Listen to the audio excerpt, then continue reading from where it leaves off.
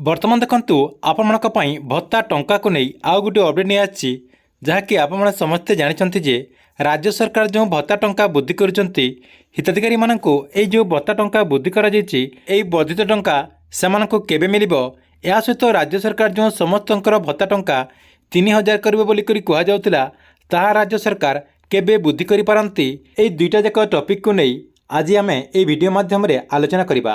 ଯାହାଦ୍ୱାରା ଆପଣମାନେ ଜାଣିପାରିବେ ରାଜ୍ୟ ସରକାର ବର୍ଦ୍ଧିତ ଭତ୍ତା ଟଙ୍କା କେବେ ଦେବେ, ତା ସହିତ ବାକି ଯେଉଁ ଆପଣଙ୍କର ଭତ୍ତା ଟଙ୍କା ବୃଦ୍ଧି କରାଯିବ ବୋଲି କୁହାଯାଉଛି ସେହି ଭତ୍ତା ଟଙ୍କା କେବେ ବୃଦ୍ଧି କରିବେ, ଯାହାକି ଆପଣମାନଙ୍କୁ ମୁଁ ଏହି ଭିଡ଼ିଓ ମାଧ୍ୟମରେ ପୁରା ଡିଟେଲ୍ ଜଣାଇବି।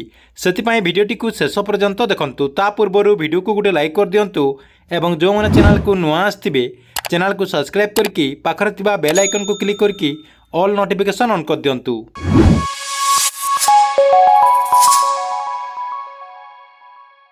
प्रथम देखंतु राज्य सरकार जो भत्ता टंका वृद्धि करछंती सेही वर्धित भत्ता टंका हिताधिकारी मानकु केबे मिलिबो। आपण माने समस्ते जानिचंती जे माननीय मुख्यमंत्री मोहन चरण माझी भत्ता टंका वृद्धि कर सारिचंती, जहाँकि किछि निर्दिष्ट लोकंकर भत्ता टंका जहाँकि राज्य सरकार वृद्धि कर सारिचंती। एबे किंतु प्रश्न उठुची ए जो भत्ता टंका राज्य सरकार वृद्धि कर सारिचंती एही भत्ता टंका हिताधिकारी मानकु एजाए काहेकि दिया जाय नाही, जहाँकि आपण समस्ते जानते जे माननीय मुख्यमंत्री मोहन चरण माझी भत्ता टंका वृद्धि कर जहाँकि 2 मास उपर हो गलानी हेले हिताधिकारी को एजाए टंका मिलनी।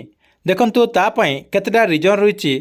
राज्य सरकार जेहेतु भत्ता टंका किसी निर्दिष्ट लोकंकर वृद्धि करुचंती, सेतिपाई राज्य सरकार को बाकी जो लोक रही जाइचंती सेमानकर भी भत्ता टंका किछि ना किछि वृद्धि करबा को पड़िबो। सेतिपाई राज्य सरकार एही वर्धित भत्ता टंकाटी सेही लोक मानकु दिया जाउ नाही, जहाँकि राज्य सरकार सेतिपाई एही वर्धित भत्ता टंका को स्थगित रखिदेइचंती। खूब शीघ्र बाकी जो आपणकर रही जाइचंती सेमानकर भत्ता टंका राज्य सरकार वृद्धि कले समस्तଙ୍କୁ एका संगरे वर्धित भत्ता टंका देई पारंती। सेतिपाई राज्य सरकार एही भत्ता टंका को जहाँकि स्थगित रखिदेइचंती। एठी किंतु प्रश्न उठुछि जे राज्य सरकार बाकी जो लोक रही जाइचंती सेमानकर भत्ता टंका केबे वृद्धि करि पारंती। आपण माने समस्ते जानिथिबे जे आपणकर जो बीजेपी सरकार ओडिशा जो बीजेपी सरकार आछंती एही सरकार आसिला परे परे जहाँकि निर्वाचन टाइम रे तांकर जो मैनिफेस्टो थिला आपणकर जो निर्वाचन इस्तार थिला निर्वाचन इस्तार रे जहाँ भी घोषणा करा जायतिला गोटिए परे गोटिए समस्त प्रतिश्रुति को कार्यकारी करिसंती। मुख्यतः जहाँकि आपणकर मुख्य प्रतिश्रुति गुड़ाक थिला धानर एमएसपी वृद्धि करबा, जहाँकि राज्य सरकार 31 टंका धानर एमएसपी वृद्धि कर सारिचंती। ता सहित आपणकर रत्न भंडार खोलिबा राज्य सरकार तरफ प्रतिश्रुति रही, जहाँकि से रत्न भंडार मध्य राज्य सरकार खोली सारिचंती। यार भितरे राज्य सरकार सुभद्रा योजना को कार्यकारी करी महिला मानकु 50,000 टंकार जहाँकि गिफ्ट भाउचर देवाई घोषणा करते ताहा मध्य राज्य सरकार कार्यकारी कर सारिचंती, जहाँकि सुभद्रा योजनार एसओपी आसी जाइछि, गाइडलाइन मध्य आसी जाइछि। या सहित सुभद्रा योजनार जो फॉर्म रही से फॉर्म मध्य आसी सारिछि।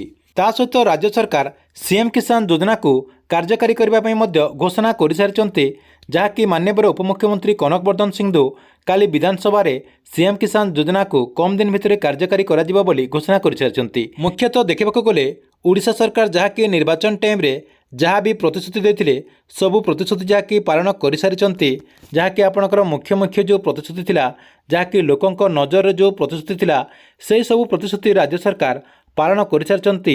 यार भितर खाली भत्ता टंका को राज्य सरकार वृद्धि करनांती, वृद्धि करिचंती जे कम लोकंकर भत्ता टंका जेहेतु राज्य सरकार वृद्धि करिचंती सेतिरे केते लोकंकर असंतोष रही, जहाँकि राज्य सरकार भत्ता टंका को नहीं खूब शीघ्र बहुत बड़ गोटे घोषणा करिपारंती।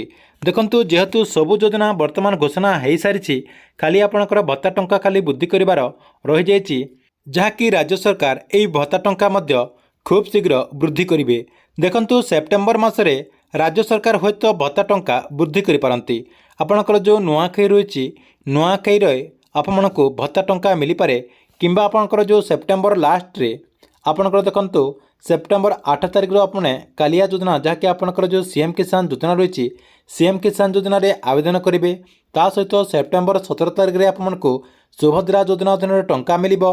आपणकर सेप्टेम्बर मासरे अधिकांश योजना जहाँकि कार्यकारी हो तार भितर आपणकर जो भत्ता टंका रही से भत्ता टंका मध्य राज्य सरकार वृद्धि करिपारंती।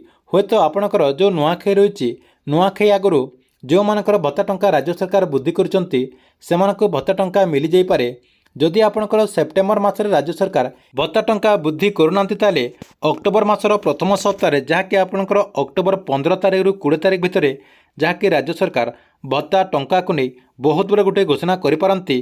ता सहित जो मानकर भत्ता टंका राज्य सरकार वृद्धि करुचंती सेमानकु भत्ता टंका मध्य मिली पारे।